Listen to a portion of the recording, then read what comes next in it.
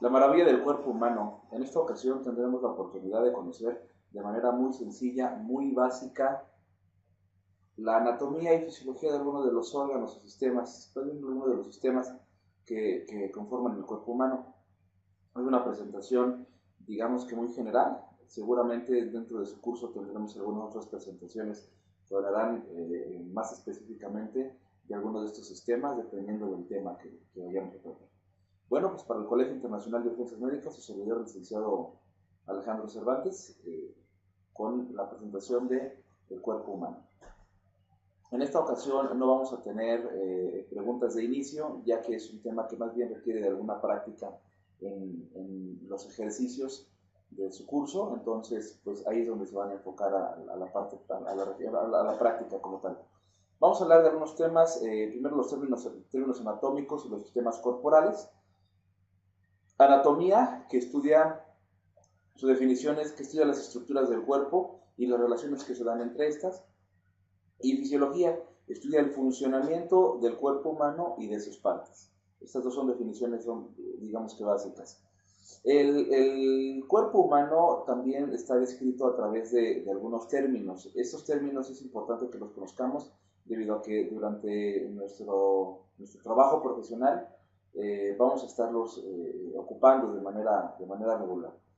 Los términos describen la posición y dirección y ubicación de enfermedades o lesiones. Muy importante para nosotros ubicar una lesión, necesitamos terminología.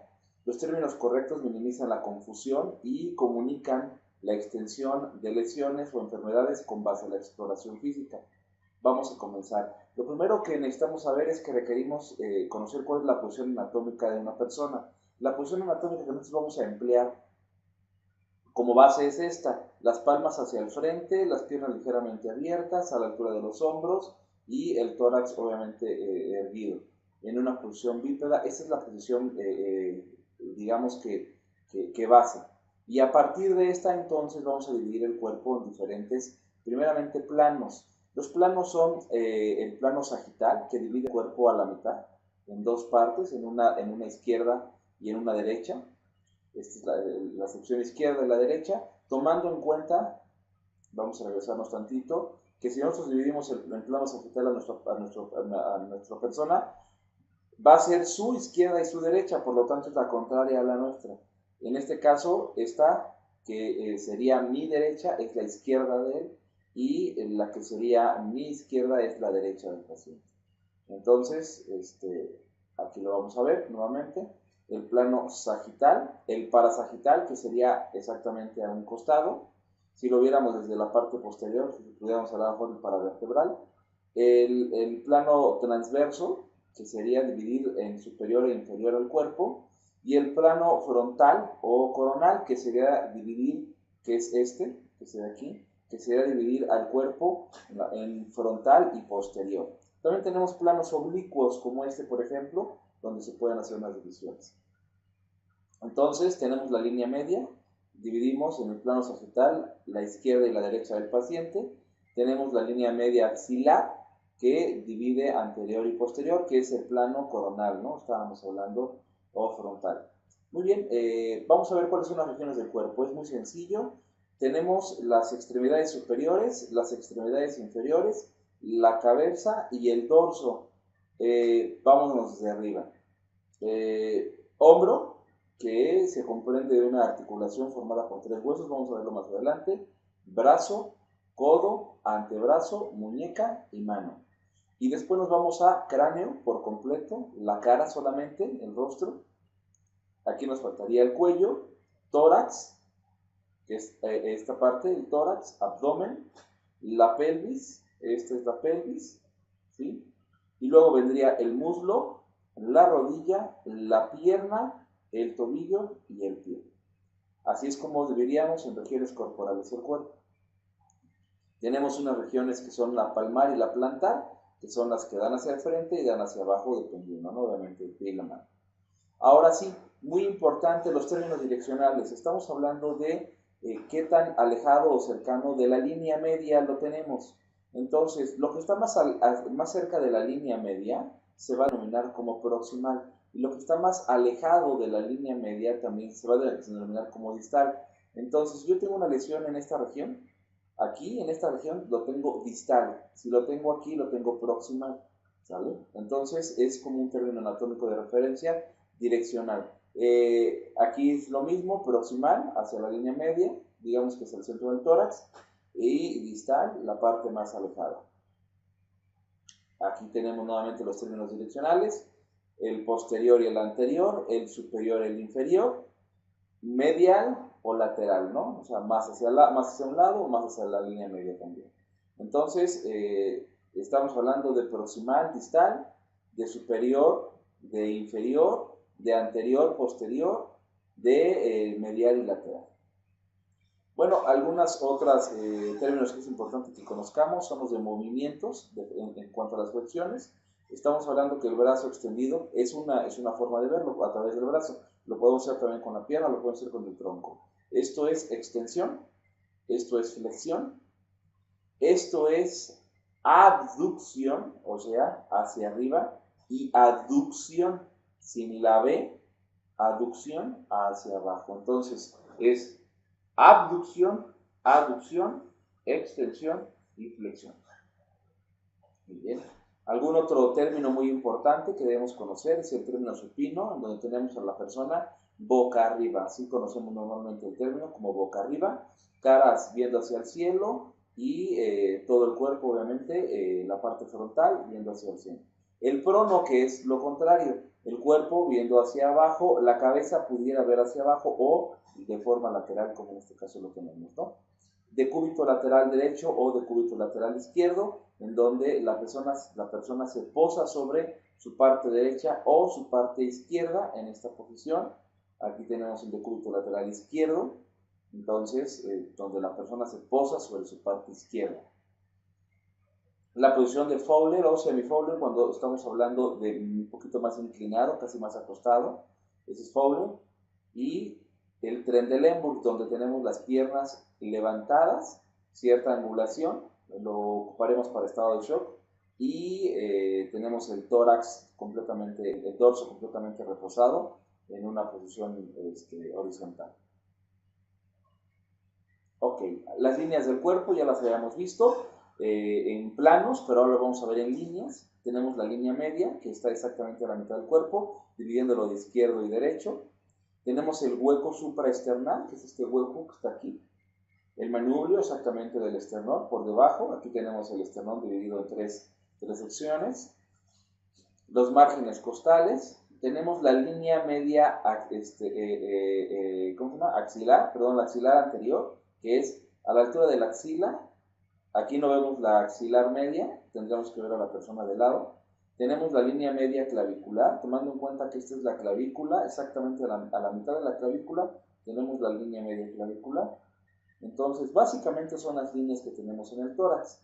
Viéndolo de lado, o entonces ahora sí, la axila la vamos a dividir en tres líneas: la anterior, la media y la posterior.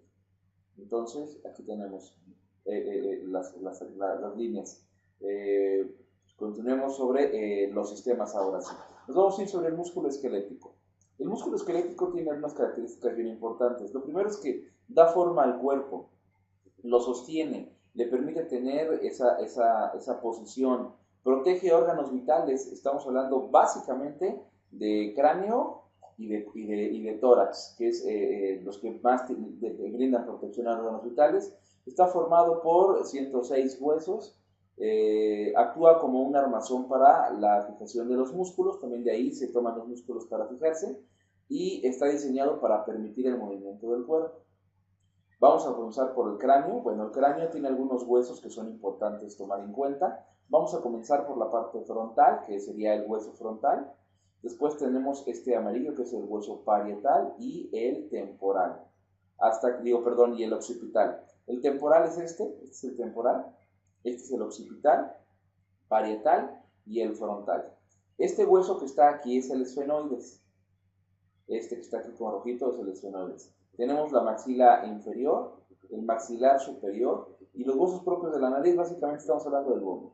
Entonces, una repetición muy rápida: frontal, parietal, occipital, este rosa, temporal, que es el hueso más delgado de todo el cráneo, el esfenoides, la maxila o el maxilar inferior, el maxilar superior, tenemos el malar, no lo mencionamos hace rato, y los huesos propios de la nariz, que básicamente estamos hablando del bono. Tenemos en la columna las siguientes características. En la columna está dividida en regiones, la región cervical, la torácica, la lumbar, la sacra y el hueso coxis.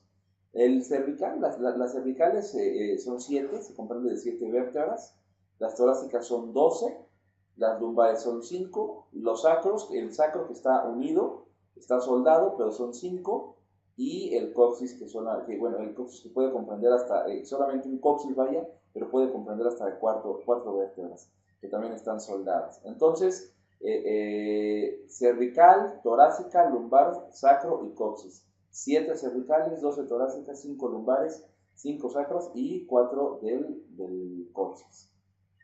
Ok, en el cuello, esto es muy importante que nosotros lo tomemos en cuenta, debido a que sí utilizamos mucho el cuello tanto para evaluación como referencia anatómica para algunas de las maniobras que realizamos.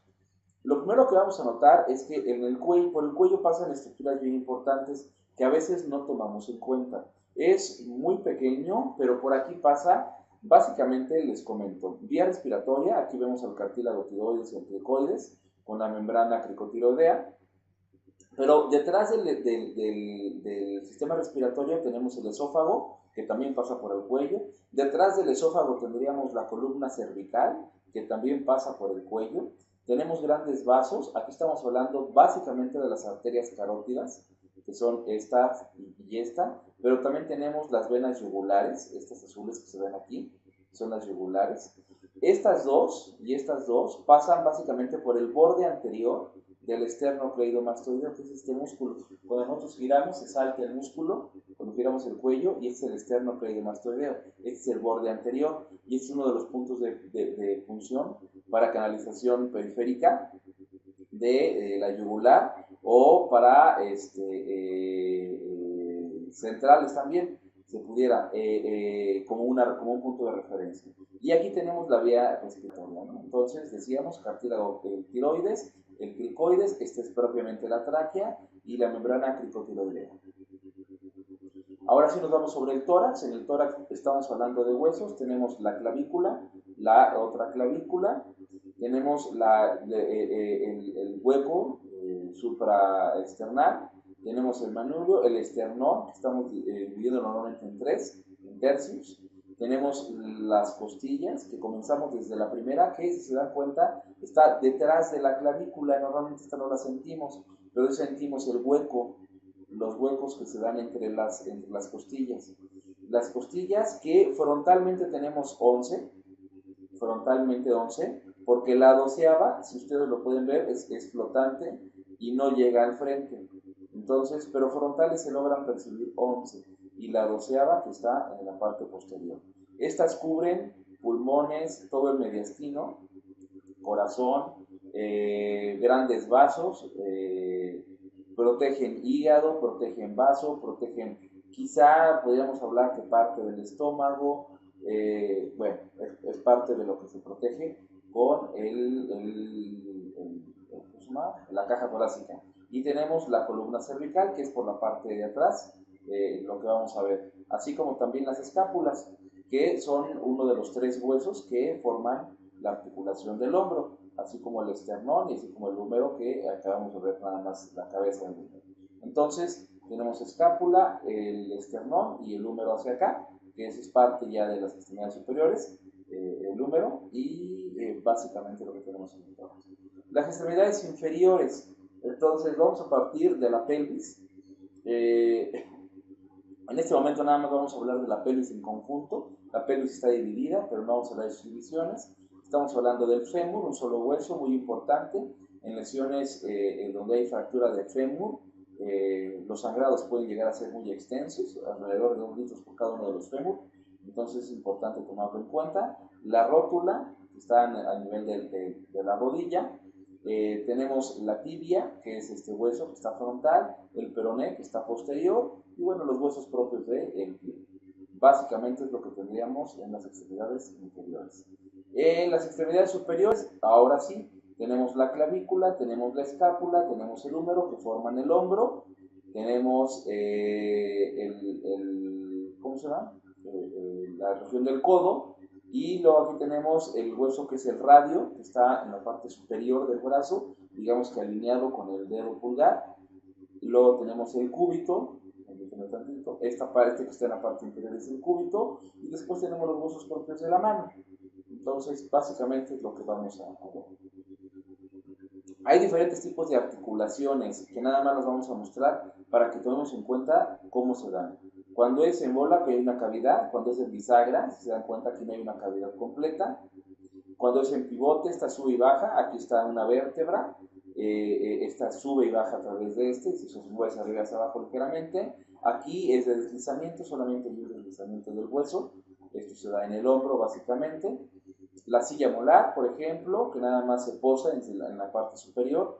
Y cuando hay cóndilos, por ejemplo, que aquí ni siquiera abraza, no se forma una silla, nada más hay un roce ligero. Entonces, bueno, vamos a hablar sobre los músculos. Tenemos tres tipos de músculos. Tenemos el músculo cardíaco, el músculo esquelético y el músculo liso. Tanto el cardíaco como el esquelético son estriados. El liso no es estriado. Vamos a hablar de cada uno de estos. Esquelético. Se adhiere a los huesos por medio de tendones. Los músculos tienen terminaciones tendinosas. Entonces viene el músculo, se forma un tendón y el tendón es lo que se adhiere al hueso. Y a través del tendón se sostiene el músculo en el hueso. Constituye la principal masa muscular del cuerpo, es el que más tenemos y obviamente es el que nos permite el movimiento y es un músculo que tiene un control consciente, o sea, lo muevo porque yo estoy decidiendo moverlo. Hay músculos que se mueven, pero sin que yo tenga un control de ese movimiento como tal. Entonces, bueno, eso es parte del músculo liso. Es involuntario, estábamos hablando de control. Este es involuntario. Este músculo liso se encuentra básicamente en el tracto gastrointestinal, en el sistema urinario, en los vasos sanguíneos, en el tracto respiratorio, en algunos conductos. Controla el flujo de materiales a través de estas estructuras y este no es voluntario. Y seguimos con el músculo liso, lleva a cabo funciones musculares automáticas, no está bajo control consciente y responde a estímulos como el calor, el frío o el dolor. El músculo cardíaco. El músculo cardíaco solo está en el corazón, también es estriado, es voluntario, es involuntario, nosotros no controlamos el movimiento del corazón y tiene su propio riego sanguíneo a través de las arterias coronarias. Tolera la interrupción del flujo sanguíneo por muy poco tiempo y se contrae por sí solo de manera automática. Más adelante vamos a tener seguramente una presentación exclusiva de este músculo. Ahora vamos a hablar del sistema respiratorio. El sistema respiratorio tiene como función mover el oxígeno de la parte externa del medio ambiente, de la atmósfera, hacia el interior del organismo, trayendo no nada más oxígeno, sino otros gases. El oxígeno lo vamos a tener en una concentración aproximada del 20.8-20.9%. Lo vamos a inhalar a través de un movimiento en el que nosotros expandimos el tórax, bajamos el diafragma, lo vamos a ver más adelante, y excretamos nosotros el dióxido de carbono a través de la exhalación. La anatomía, pues básica es, tenemos la nariz y tenemos la boca. El sistema respiratorio comienza por la nariz, no por la boca. La boca es un auxiliar para la atención médica, sin embargo, la boca es parte del sistema digestivo. La nariz, por la nariz bajamos, hay un conducto, se conecta con la faringe, entonces se crea una región que se llama nasofaringe, se conecta esta faringe ligeramente con el conducto de la boca, se llama orofaringe, y esta misma faringe se conecta con la parte inicial de la laringe, se llama faringolaringe esta región.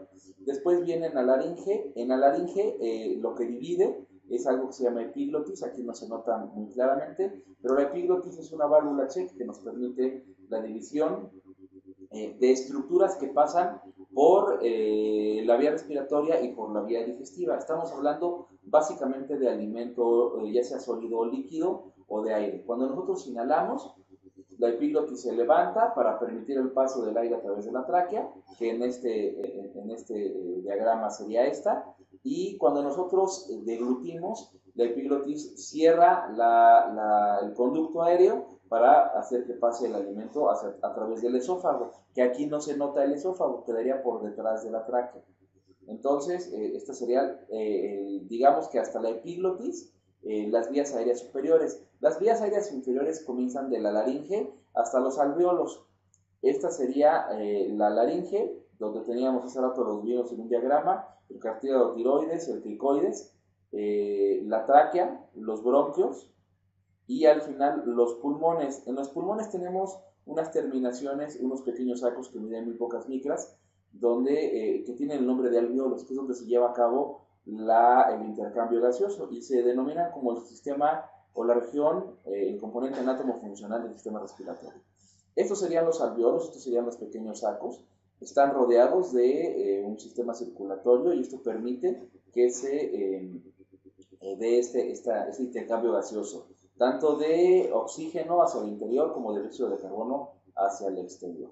Tenemos los pulmones de afuera hacia adentro tenemos una pared torácica, tenemos una pleura, la pleura parietal, que está pegada a la pared torácica, después una pleura, que es la pleura visceral, que está pegada al pulmón. Entre la pleura parietal y la pleura visceral tenemos un líquido, que es un líquido pleural. Este líquido permite que haya fricción en el momento en que inhalamos y exhalamos, y tenemos los pulmones divididos del lado izquierdo en 2 lóbulos y del lado derecho en 3 lóbulos. Aquí tenemos la región del mediastino y del corazón, básicamente, aquí se encuentra el corazón. En la parte inferior, los pulmones tienen contacto con el diafragma, que es un músculo que divide la cavidad torácica de la cavidad abdominal. Inhalación, hace rato hablábamos de él. Cuando nosotros inhalamos, el diafragma y los músculos intercostales se contraen, el diafragma se mueve hacia abajo, las costillas hacia arriba y hacia afuera, aumenta la cavidad torácica, disminuyendo la presión en el pecho. Y sucede que en la inhalación el pulmón crece y el diafragma va hacia abajo. En la exhalación se relajan los músculos, al relajarse el diafragma sube, las costillas se mueven hacia abajo y hacia adentro y la capacidad del volumen disminuye. Vamos a hablar un poquito de las capacidades pulmonares en este momento. La inhalación propia, digamos común, tiene una capacidad de aproximadamente 500 mililitros de aire. La inhalación y la exhalación, digamos que una respiración normal. Cuando nosotros tenemos una inhalación forzada, podemos llegar hasta 3.000 mililitros de aire. Estamos hablando en un paciente adulto promedio. Cuando nosotros tenemos una exhalación forzada, sacamos el aire lo más que podemos, sacamos alrededor de 1.100, 1.200 mililitros. Y aún así nos quedan alrededor de 1.200 mililitros de volumen residual. Todo esto junta alrededor de 5.500, 5.600 aproximadamente de capacidad pulmonar. Entonces son 500, son 3.000, son 1.200 en una exhalación forzada y todavía tenemos un volumen residual, 1.100 aproximadamente, 1.200. La anatomía, pero ahora de las vías respiratorias y la diferencia entre infantes y niños o entre adultos e infantes. Las estructuras son de menor tamaño, son más fáciles de obstruirse, pero la lengua proporcionalmente al adulto es más grande, la tráquea es más estrecha en los niños y es más suave que la del adulto.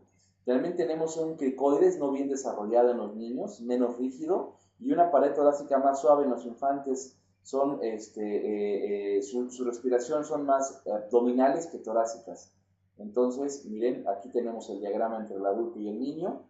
Hablábamos básicamente de una tráquea que es más delgada, más estrecha, más amplia en el adulto, un cartílago cricoides y tiroides más desarrollados y menos desarrollados en el infante, y también más blandos. Muy importante, proporcionalmente hablando al adulto, la lengua es más pequeña, la del adulto, y la del menor es más grande, mucho más grande. Y bueno, los conductos respiratorios, algo muy importante es que la nariz es más pequeña, la boca es más pequeña, la nariz es más grande, la boca es más grande. Entonces, bueno, pues básicamente son parte de la anatomía de la diferencia entre adulto y niño. Vamos a hablar un poquito del intercambio de gases todavía en el sistema respiratorio.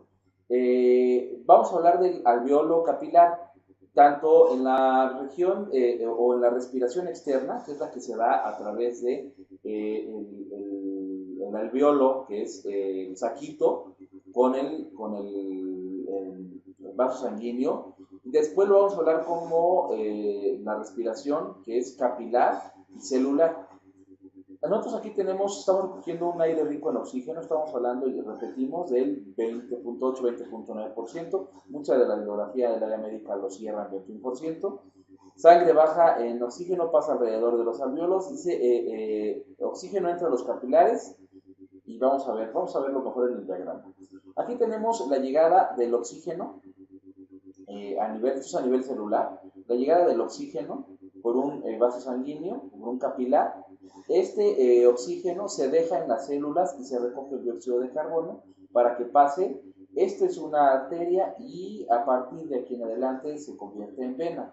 Esta arteria trae presión directa del corazón, la vena no trae presión. Vamos a ver más adelante cuál es la anatomía de estas para ver de qué manera sube la sangre hacia el corazón.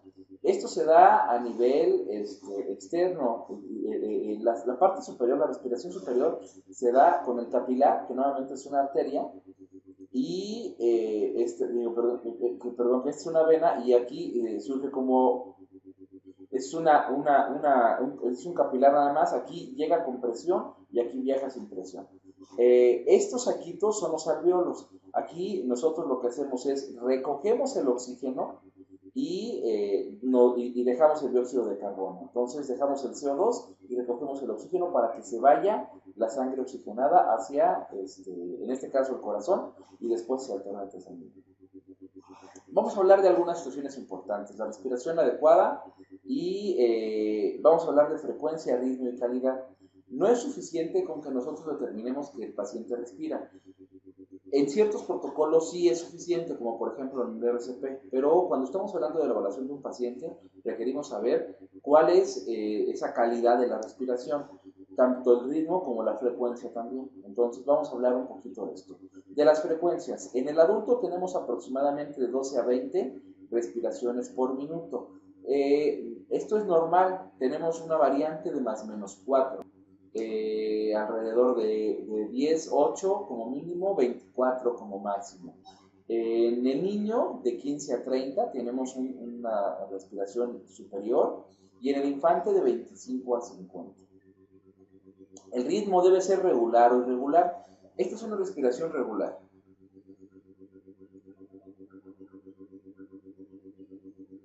Pero si yo hablo, esta se va a modificar debido a que yo necesito jalar aire y entonces esto se modifica. O si yo tengo algún problema como trauma en cráneo, por ejemplo, mi respiración, o cuando tengo sollozo, puede ser irregular. Entonces, esa es la diferencia entre una y otra. Y la calidad, para hablar de calidad estamos hablando de sonidos respiratorios que deben estar presentes y asimétricos. La expansión torácica debe ser adecuada, asimétrica. Vamos a ver más adelante en trauma, espero, algún video de una respiración asimétrica. Y el esfuerzo, que es un uso mínimo o nulo de los músculos accesorios. Los músculos accesorios, vamos a ver más adelante, son los músculos intercostales, el diafragma. Vamos a notar que las narinas también tienen uso cuando no debieran tenerlo. Entonces, la profundidad del volumen corriente, que es el que hablábamos de 500 mililitros, es el volumen corriente. Entonces tenemos frecuencia, ritmo y calidad. Cuando estamos fuera de frecuencia es anormal, cuando estamos con un ritmo irregular es anormal, y cuando tenemos un volumen inadecuado o superficial, estamos hablando de una profundidad inadecuada. También sonidos respiratorios disminuidos ausentes, la expansión torácica asimétrica o un esfuerzo en músculos accesorios es inadecuado. Algunos detalles que son importantes cuando no tenemos una respiración inadecuada sería la palidez o la cianosis. La cianosis es que nos pongamos azules, básicamente en algunos documentos como los labios, por ejemplo. La piel que esté fría y pegajosa, que las respiraciones sean agónicas.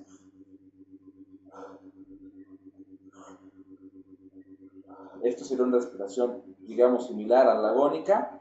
Y quiero que noten esto, es bien importante, porque estos son datos de bajo gasto cardíaco. Más adelante en estado de shock estaremos hablando del bajo gasto cardíaco, pero estos son datos de bajo gasto cardíaco o de estado de shock. Cianosis, respiración inadecuada, esfuerzo de músculos faciales o del cuello, el aleteo nasal, hace rato lo mencionamos, labios fruncidos, ruidos al respirar, tos, graznido o el ladrido, y opresión torácica o dolor. Sibilancias o estertores, las sibilancias son cuando respiramos con estertores, se escucha así como una agüita. Esfuerzos de los músculos intercostales abdominales, ocupamos mucho para algunas personas la posición de tripié, que se colocan hacia el frente queriendo jalar aire, es el uso de músculos accesorios. La alteración de niveles del estado de conciencia, el mareo, síncope, la ansiedad, la confusión, la combatividad, todos estos son datos de bajo gasto cardíaco que tienen que ver con la respiración. Aquí tenemos algún ejemplo. El aleteo nasal, que es las fosas nasales se abren, la retracción supraesternal, el hueco, se jala, así como los músculos intercostales también se retraen.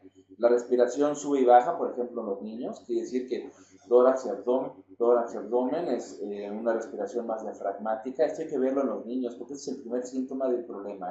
Normalmente se resuelve colocando en posición adecuada al bebé o al niño y otorgando oxígeno, flujos ligeros de oxígeno.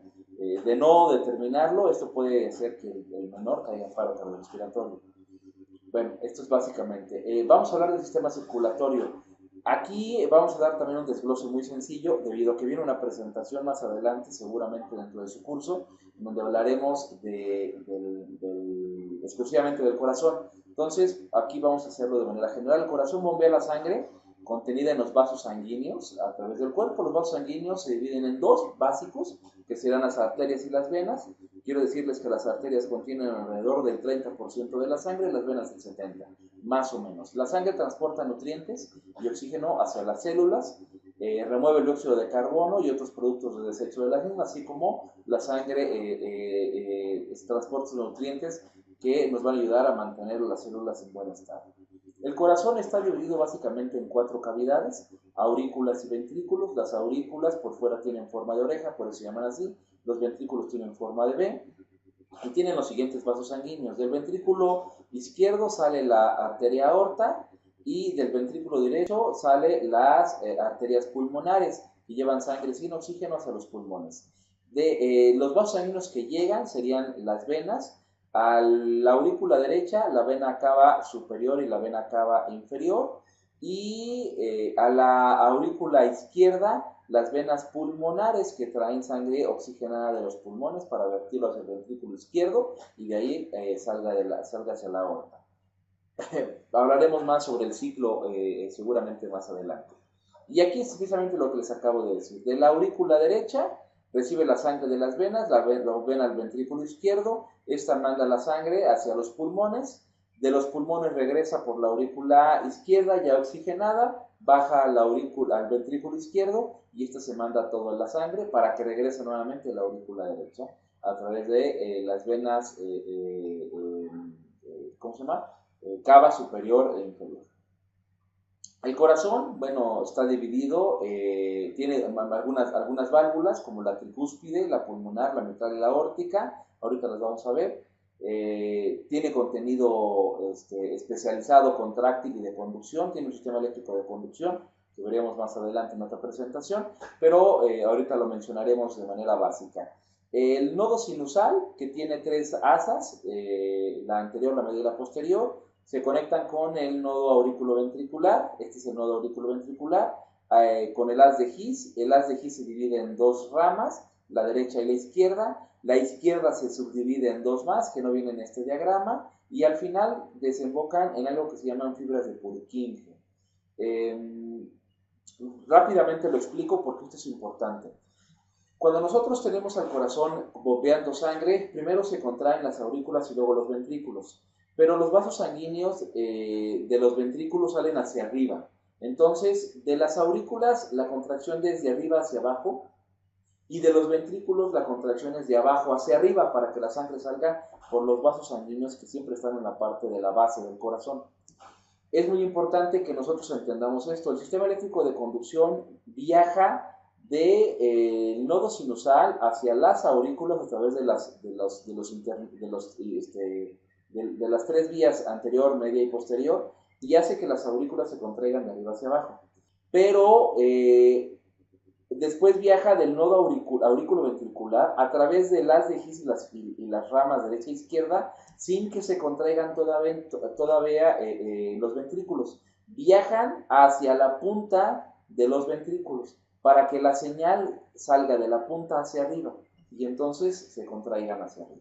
Básicamente es como funciona. Nosotros tenemos parte de la circulación, hablábamos de la diferencia entre las arterias y las venas. Son muchas las diferencias básicas, aunque en dos arterias, una arteria y una vena en un conjunto no se da así. La arteria básicamente trae siempre sangre oxigenada, la vena básicamente siempre trae sangre no oxigenada, digamos sucia, sin nutrientes, limpia y con nutrientes. Hay algún lecho capilar en donde se combina esto, dejas el oxígeno, recoges dióxido de carbono y lo subes. La arteria es un vaso sanguíneo grueso con una cantidad de músculo superior a la vena debido a que trae presión. Es una tubería que al tener presión del corazón requiere estar más gruesa y tener más firmeza y mayor resistencia.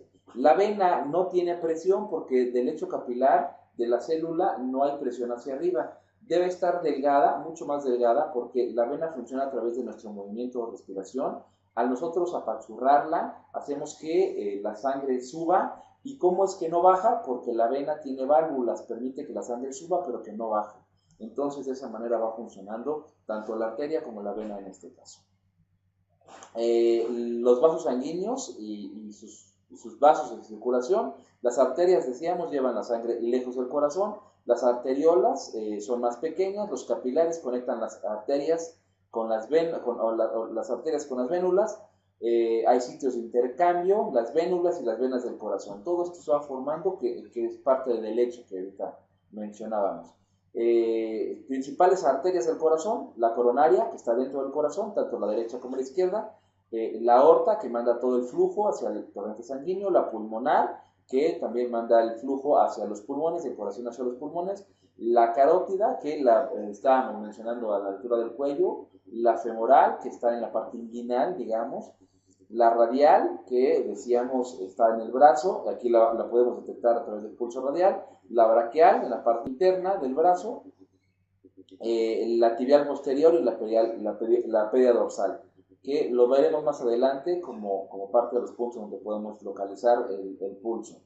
Y las venas, básicamente la vena pulmonar, la vena cava superior, la vena cava inferior. Son las venas que ya tratamos de estas. Algunos compuestos de la sangre: los glóbulos rojos, blancos, plaquetas y plasma. Los glóbulos rojos dan la sangre, el color a la sangre, transportan el oxígeno a los órganos y transportan el dióxido de carbono lejos de los órganos. Los glóbulos blancos, estamos hablando del sistema de defensa. Aquí dentro de los glóbulos del sistema de defensa podemos hablar de los macrófagos, de muchas cosas más. Aquí nos enfocamos solamente a que es el sistema de defensa. Plaquetas, que tienen que ver con la coagulación, el sistema de coagulación; y el plasma, el líquido que transporta a las células y a los nutrientes y a los glóbulos dentro de la sangre, digamos que sería como la agüita que transporta estos elementos dentro de la sangre. Pulso. El pulso lo podemos encontrar debido a que el ventrículo izquierdo manda sangre con una presión, y esta presión se ve reflejada en las arterias de diferentes partes del cuerpo. Los pulsos principales sería el carótido o el carotidio, que por favor quiero que determinemos a través de la siguiente técnica. 2 dedos en la barbilla, bajamos hasta el cartílago tiroides o el cartílago cricoides, y de ahí hacia la fosa en el ángulo anterior, o en el borde anterior, perdón, del esternocleidomastoideo. Ahí vamos a encontrar una fosa, que sería la fosa de la yugular, que es la vena, y vamos a encontrar la arteria carótida. Ahí vamos a encontrar el pulso carotídeo. Dedos en barbilla, bajamos y lateralizamos, siempre del lado donde estamos nosotros. El braquial, que está en la parte interna del conejo, lo podemos encontrar en esta región o en esta región también. El pulso radial, que sería en la parte superior. Normalmente yo les pido que hagan lo siguiente: dividan su muñeca en dos. En la parte superior van a encontrar un hueso. Hueso, entre el hueso y esta línea imaginaria, aquí van a encontrar el pulso. Entonces, Por favor, chequenlo siempre, el pulso es con 2 o 3 dedos, son estos dedos, jamás el pulgar.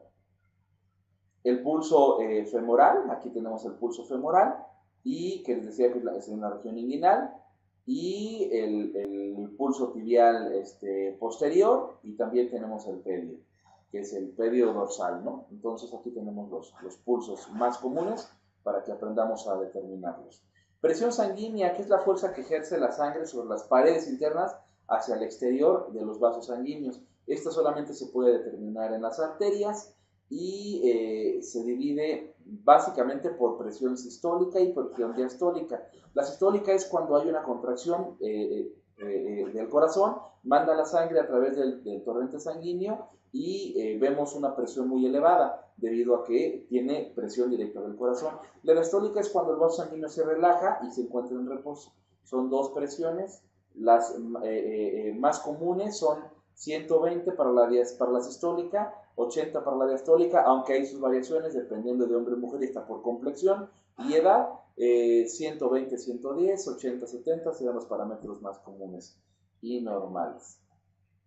Sistema nervioso, vamos a hablar del sistema nervioso. Cuando tratamos el sistema nervioso, básicamente tenemos que empezar por decir que hay un sistema nervioso central y un sistema nervioso periférico. El sistema nervioso central comprende del encéfalo y de la médula espinal, y el sistema nervioso periférico incluye todo el sistema nervioso autónomo. Este sería el encéfalo. Aquí tendríamos al cerebro, que es el encéfalo, al cerebelo, el bulbo raquídeo, que está encargado de la respiración y de algunas funciones muy importantes, también tiene que ver con frecuencia cardíaca, y esta sería la médula espinal, que sale a través del orificio magno. Muy importante, de afuera hacia adentro tenemos a la piel, tenemos el cráneo, tenemos a la dura madre, que es una membrana. Hay tres membranas que están entre el cerebro y digamos que el hueso. La dura madre, que sería la más externa, más pegada al hueso, y la más fuerte, la aracnoides, que tiene una forma como de telaraña, por eso se le llama así, y la pía madre, que sería la membrana pegada al cerebro. En este caso, de hecho, hasta va por los surcos del cerebro. Pues básicamente en cuanto al cerebro. La médula espinal, que tenemos también las tres membranas pegadas a la médula, la pía madre pegada a la médula, el aracnoides pegada a la pía madre, y la dura madre, que estaría pegada a las vértebras y protegiendo parte de los nervios. Tenemos la salida de la médula de nervios tanto motores como sensitivos, que son nervios ventrales y nervios dorsales también. Entonces, y cubierta por los cuerpos vertebrales. Aquí por este orificio pasa la médula espinal. Los nervios los podemos tomar, decíamos, como sensoriales y motores. Esto nos traen sensaciones de todo el organismo: frío, calor, dolor, y los motores permiten que nosotros de manera, digamos, consciente, creemos un movimiento a través de los nervios motores. El sistema nervioso autónomo está subdividido en el sistema nervioso central y el periférico. El autónomo, ya decíamos, es más o menos cómo está compuesto. Está paralelo a la médula espinal, pero encargado de formar la separación del control de las glándulas exócrinas, los vasos sanguíneos, las vísceras, el autónomo. O sea, este controla vasos sanguíneos, el músculo liso, todo lo que tiene que ver con músculo liso, básicamente, ¿no? Y las glándulas. El sistema nervioso central controla las funciones básicas del cuerpo, se desprende muy puntualmente del sistema primitivo, y el periférico, que tiene que ver con todas los nervios motores que salen hacia el cuerpo, y también los autónomos. Hay sistema nervioso voluntario y sistema nervioso autónomo. Dentro del sistema nervioso autónomo tenemos a los nervios simpáticos, que funcionan, el sistema nervioso simpático, que funciona cuando hay una reacción de lucha o huida. Por ejemplo, yo los espanto ahorita y les digo algo que los espante, que los despierte. Eso hace que su sistema nervioso simpático se active, y el parasimpático es cuando estamos relajados, cuando estamos en una situación de tranquilidad, y casi siempre es el que está funcionando.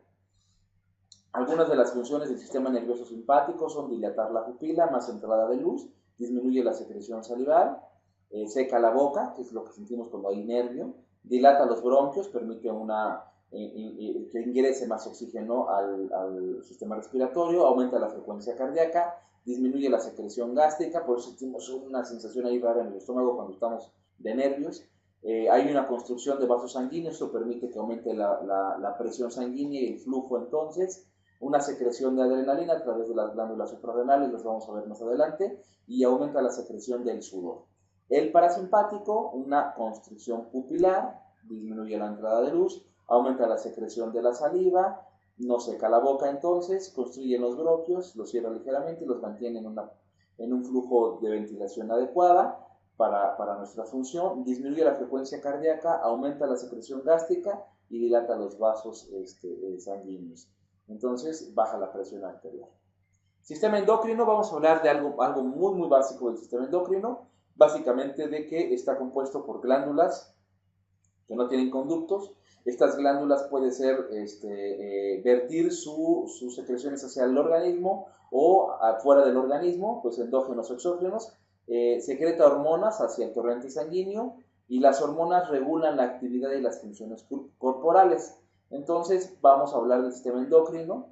El hipotálamo, por ejemplo, en el cerebro, está en la región del sistema nervioso, el cuerpo pineal, la pituitaria, por ejemplo, en la altura del cuello, la tiroides y la paratiroides, en el corazón el timo, en el riñón la glándula suprarrenal, que estábamos hablando hace rato, el páncreas, por ejemplo, o los testículos y los ovarios también serían parte del sistema endocrino, que son de las más, digamos, más importantes. Sistema tegumentario, vamos a ver una función. La piel, antes se decía que la piel era el órgano más grande, no es cierto, ya se ha descubierto que el endotelio de los vasos, el endotelio básicamente, que está en los vasos sanguíneos, y en algunos otros órganos tenemos estas estructuras, es el órgano más grande, protege el cuerpo del medio ambiente, de las bacterias y otros organismos, estamos hablando de la piel, ayuda a regular la temperatura corporal y nos da la sensación de frío, calor, de tacto, de presión, eso es las funciones de la piel. Y bueno, la piel la tenemos dividida en 3 capas, la epidermis, la dermis y el tejido subcutáneo. Vamos a hablar de algunas estructuras que son muy importantes. Esta, por ejemplo, es la glándula sudorípara, que viene de la dermis hacia la epidermis. A través de nosotros secretamos el sudor para refrescar nuestra temperatura y disminuirla. Estamos hablando del pelo y del folículo piloso, que es la parte inferior. Estamos hablando también de las glándulas sebáceas, como por ejemplo esta es la glándula sebácea, Estamos hablando de las terminaciones nerviosas, que por ejemplo son esta subterminación, es una terminación nerviosa. Tejido de grasa, por ejemplo, que sería esto, grasa subcutánea, y algunos vasos sanguíneos, ¿no? Que serían tanto arterias como venas, los vasos sanguíneos, estamos hablando. Este músculo es el músculo que permite, se le llama músculo piloerector, es el que permite que los pelitos, la vellosidad se erecte. Esto permite una ligera capa de aire que nos mantiene la temperatura. Para eso está creado el músculo y la erección del pelo. Se da comúnmente cuando nuestro sistema simpático se activa. Sistema digestivo, vamos a hablar rápidamente del sistema digestivo. Comprende el tracto alimentario y los órganos accesorios. Sus funciones principales son hacer llegar el alimento al estómago para que se vaya degradando, se vaya metabolizando y también eliminar los desechos. Todo ser vivo come, metaboliza y desecha. Entonces, algunos de los órganos son estómago, todo esto tendría desde la boca, esófago, estómago, páncreas, hígado, vaso, vesícula, intestino delgado e intestino grueso. Y aquí tenemos precisamente estas estructuras que mencionábamos: boca, faringe, aquí está parte de la faringe, todo el esófago, que sería esta parte, el estómago, del estómago vamos a conectarnos con el intestino delgado, de aquí con el intestino grueso a través del colon ascendente, el transverso, el descendente y luego del recto. Entonces, básicamente tenemos esto, tenemos el vaso del lado izquierdo, tenemos el hígado del lado derecho, estos dos cubiertos por parte de las costillas como órganos vitales y el estómago que digamos que estaría centrado, básicamente. Algunas regiones anatómicas que sí es importante que tomemos en cuenta son del abdomen, son las siguientes. Podemos dividir el abdomen en cuatro, que serían, digamos que cuadrantes superiores e inferiores, tanto izquierdos como derechos, o regiones como por ejemplo la epigástrica, el hipocondrio izquierdo, el hipocondrio derecho, la umbilical, que sería en medio, con la región lumbar izquierda y región lumbar derecha, y la hipogástrica, y tendríamos la región ilíaca, tanto izquierda como ilíaca derecha. Normalmente para urgencias ocupamos esto es más de términos anatómicos. Para algunas enfermedades es importante, por ejemplo el dolor torácico y abdominal, es importante que lo tengamos bien claro esto. Sistema urinario. Lo que hace el sistema urinario es filtrar los desechos provenientes de la sangre, directamente de la sangre, y convertirlo esto en orina. Ayuda al cuerpo a mantener un balance, un equilibrio entre agua y un balance y un equilibrio electrolítico, básicamente. Algunas de las estructuras importantes serían obviamente los riñones, las glándulas, estas que serían las glándulas suprarrenales, de donde sale la adrenalina hacia el torrente sanguíneo cuando se activa el sistema nervioso simpático. Algunos otros elementos importantes serían los uréter, que son los que transportan la orina hacia la vejiga y de ahí hacia el conducto que va a salir, que sería que permite la salida de la orina, que sería la uretra. En este caso, bueno, aquí tenemos algunas otras estructuras, un sistema reproductor masculino, tenemos la próstata y algunas otras estructuras que la verdad no me interesa tocar. Básicamente es lo que necesitamos del sistema urinario. Sistema reproductor, ahora sí, mujeres. El femenino sería, empezando por el ovario, las trompas uterinas, trompas de falopio, la matriz, que abarca todo esto. Aquí en esta estructura que cierra un poco más, el diagrama no está muy claro, sería el cervix, y después tendríamos a la vagina. Por la parte, en una vista lateral, tendríamos el recto, que viene del intestino grueso, y la columna. Esta sería la columna. En el sistema reproductor masculino tendríamos algo muy similar. Este serían los testículos, este sería el conducto seminal, la vejiga, nuevamente el recto. Aquí tenemos el conducto que es la uretra, que es la salida, permite la salida de la orina y también del conducto seminal. Y bueno, el pene básicamente sería el sistema reproductor masculino. Muy bien, hemos llegado a un desglose muy general de anatomía, de un recorrido por todos los órganos, sistemas o por los más importantes quizá, para los fines que necesitamos tratar dentro de la medicina de urgencias. Su servidor, el licenciado Alejandro Cervantes, para el Colegio Internacional de Ciencias Médicas y Industrial. Que tengan bonito día.